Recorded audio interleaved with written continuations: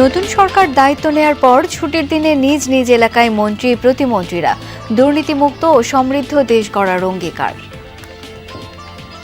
পোর্টের কার্যক্রমকে আরো উন্নততর করতে হবে, বিনিয়োগ বাড়াতে হবে, কর্মসংস্থান বাড়াতে হবে। একটা বিশেষ পরিকল্পনার প্রয়োজন।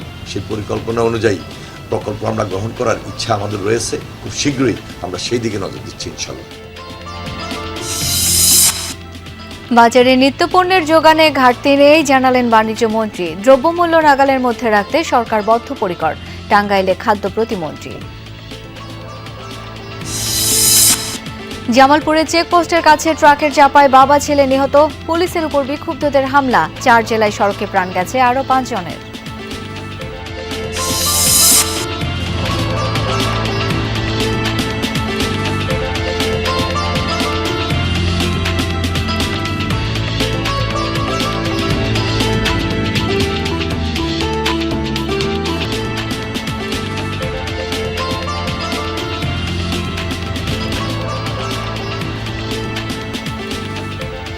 আমন্ত্রণ বিরতিহীন সংবাদ সারা দেশে। আপনাদের সাথে আছি আমি শাওন দত্ত।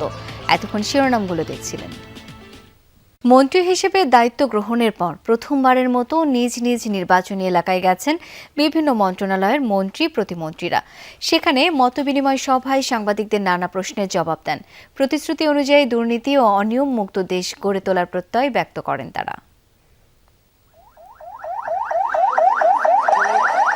অর্থ ও পরিকল্পনা মন্ত্রী হিসেবে দায়িত্ব নেয়ার পর প্রথমবারের মতো নিজ নির্বাচনী এলাকা চট্টগ্রামে আমির খসরু মাহমুদ চৌধুরী। সকালে বিমানবন্দরে তাকে স্বাগত জানান বিএনপির নেতাকর্মীরা। এ সময় মন্ত্রী জানান, চট্টগ্রামে দ্রুত শুরু হবে বাণিজ্যিক রাজধানীর কার্যক্রম।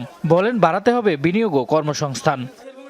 অনেকগুলি আমাদেরকে আইন কানুন পরিবর্তন করে শেয়ার বাজারের পরিবেশ সৃষ্টি করতে হবে, যাতে ভালো শেয়ার বাজারে আসে, ভালো কোম্পানিগুলো আসে এবং জনগণ সেখানে বিনিয়োগ করার একটা সুযোগ পাবে।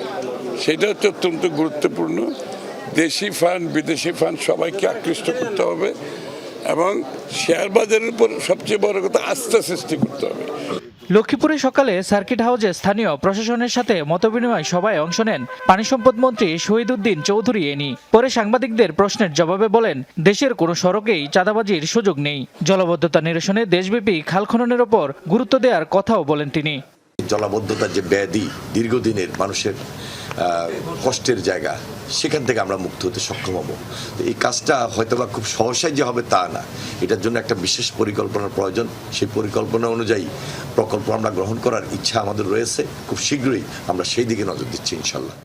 ভূমি মন্ত্রণালয়ে অনিয়ম দুর্নীতির বিরুদ্ধে ব্যবস্থা নেওয়া হবে, কাজ হবে জনগণের ভাগ্য উন্নয়নে। একথা বলেছেন ভূমিমন্ত্রী মিজানুর রহমান মিনু। সকালে রাজশাহী সার্কিট হাউসে এক মতবিনিময় সভায় অংশ নেন তিনি।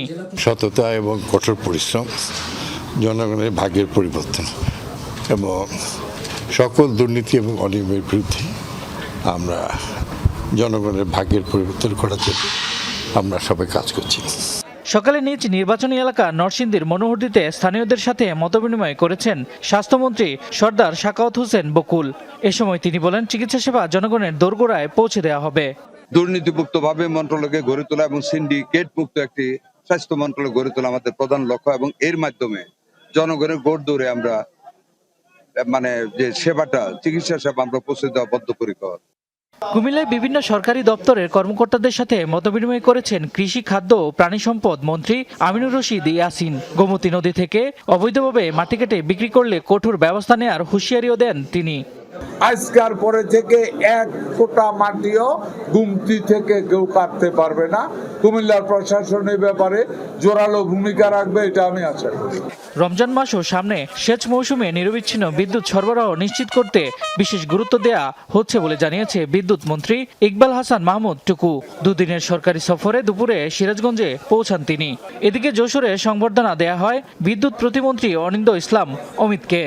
নির্বাচনী প্রতিশ্রুতি বাস্তবায়নে সরকার বদ্ধপরিকর বলেও জানান তিনি। আমি চেষ্টা করছি নির্বাচনে দেওয়ার জন্য। এটা তো টেকনিক্যাল জিনিস, দু একটা ফল্ট হতে পারে, তাতে বিদ্যুৎ যেতে পারে। তবে বেশিরভাগ সময় ভালো বিদ্যুৎ থাকবে। বাংলাদেশের স্বার্থকে সবার উপরে রেখে যেন পালন করতে পারি, এই জন্য আমি সকলের কাছে দোয়া এবং আশীর্বাদ প্রার্থনা করছি। 5 দিনের সফরে নিজ এলাকা সিলেটে গেছেন শ্রম ও কর্মসংস্থান মন্ত্রী আরিফুল হক চৌধুরী। হযরত শাহজালাল রহমতুল্লাহর মাজারে আদায় করেন জুম্মার নামাজ। গত 1.5 বছরে দেশের কারখানাগুলো কেন বন্ধ হলো, তার কারণ কি, এসব নিয়ে পর্যালোচনা করা হচ্ছে বলে জানান তিনি। মাননীয় প্রধানমন্ত্রী আগামীকালকে বৈঠক বসছে, কাজে এই নিয়ে আমাদের তো কার্যক্রম শুরু হয়েছে। দেখা যায় আমরা এই বিষয়ে কতদূর আমরা এটা দিয়েছি এবং আমরা জানতে চাবো কেন বন্ধ হলো, তার রুট কি। শামস তাবরিজ উচ্ছ্বাস, যমুনা নিউজ। নিত্যপণ্যের যে পরিমাণ সরবরাহ আছে তা বাজার স্থিতিশীল রাখার জন্য পর্যাপ্ত। সিলেটে এমনটা বলেছেন বাণিজ্যমন্ত্রী খন্দকার আব্দুল মুক্তাদির। দ্রুত জেলা পর্যায়ে সুলভ মূল্যে দুধ, ডিম ও মাংস বিক্রি কার্যক্রম শুরুর কথা জানিয়েছেন খাদ্য প্রতিমন্ত্রী। আর ধর্মমন্ত্রী জানিয়েছেন, রমজানের দ্রব্যমূল্য যেন মানুষের নাগালের মধ্যে থাকে সেই বিষয়ে সরকার বদ্ধপরিকর। মন্ত্রিত্ব গ্রহণের পর প্রথমবার নিজ এলাকা সিলেটে বাণিজ্যমন্ত্রী খন্দকার আব্দুল মুক্তাদির। সকালে ওসমানী আন্তর্জাতিক বিমানবন্দরে পৌঁছালে তাকে ফুল দিয়ে বরণ করে নেন নেতাকর্মীরা। এ সময় সাংবাদিকদের প্রশ্নের জবাবে জানান, বাজারে নিত্যপণ্যের যোগানে ঘাটতি নেই। মন্ত্রী আরো বলেন, গত 5 মাস দেশের রফতানি প্রবৃদ্ধি ঋণাত্মক ছিল, সেখান থেকে উত্তরণই আগামীর চ্যালেঞ্জ। আমাদের হাতে যে পরিমাণ সরবরাহ আছে সেই সরবরাহ বাজারে মূল্য স্থিতিশীল রাখার জন্য পর্যাপ্ত। এটির জন্য কোনো শঙ্কার কারণ নাই। বাংলাদেশকে একটি বৈশ্বিক অবস্থানে নেওয়ার জন্য আমাদের যে পরিকল্পনা, উদ্যোগ এবং আন্তরিকতা, সেটা ইনশাল্লাহ আগামী 5 বছরে আমরা প্রত্যেকটা দিন, প্রত্যেকটা মিনিট এটি বাস্তবায়নের জন্য কাজ করব।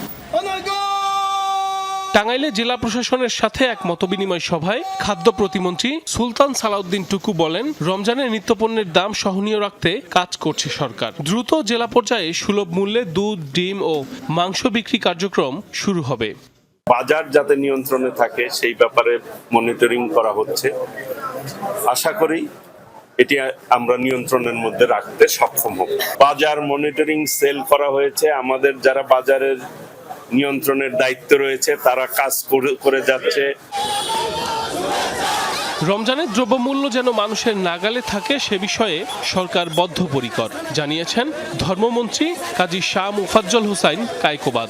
দায়িত্ব গ্রহণের পর প্রথমবার নিজ এলাকা কুমিল্লার মুরাদনগর গেলেন তিনি।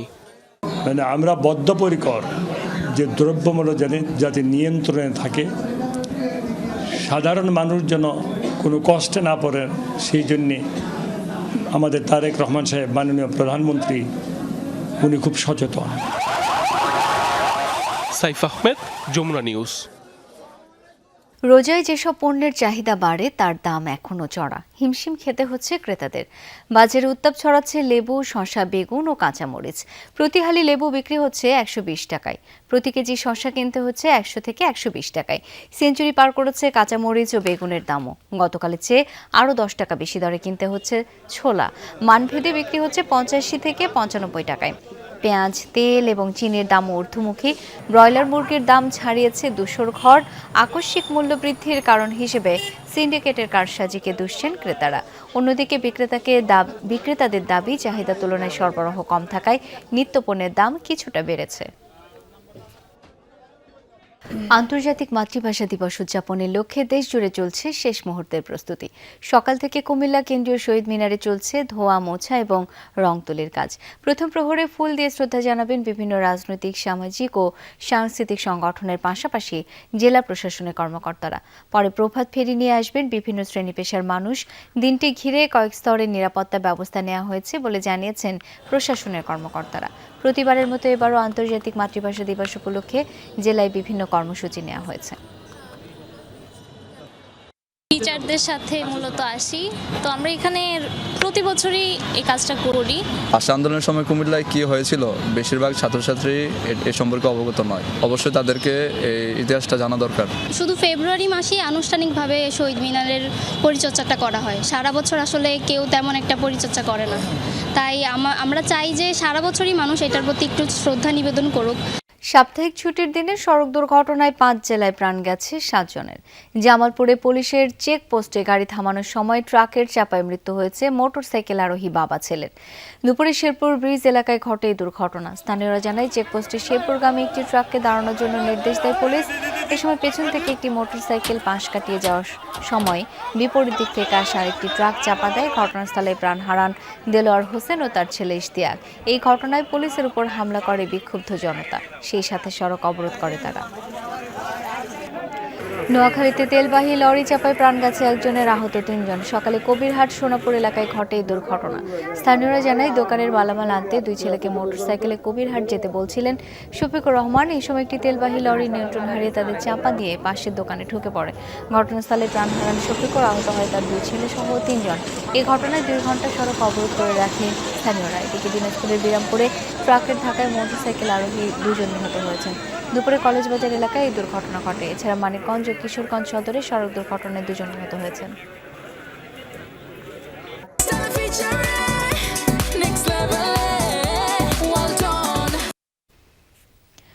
গাইবান্ধার সাদুল্লাপুরে ছিনতাইকারী সন্দেহে 2 জনকে পিটিয়ে হত্যা করেছে এলাকাবাসী।